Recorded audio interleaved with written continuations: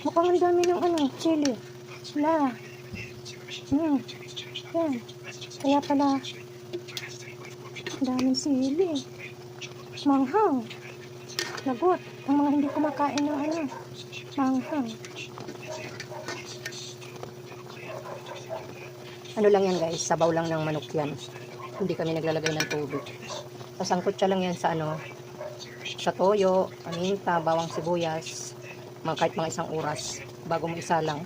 Pag sinalang mo yan, diba ng katas yung manok. Katas lang niya. Kaya masarap pa. Medyo mamaya magmamantika na yan pag konti na lang. Hihinaan ko yan ng apoy.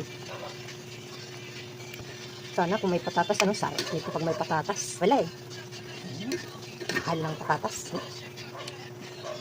Tama na yung ganyan. Ulam sa hapunan. Adobong chicken. Pero maingay. Nakahula ng malagang aso. May tao kasi. Sabi na guys, may tao eh. Kaya may tao lang ninaan ko na ng apoy. Para pag yan, magmamantika na siya ng konti. Konti na lang yung sabaw, tapos may konti mantika. Diba?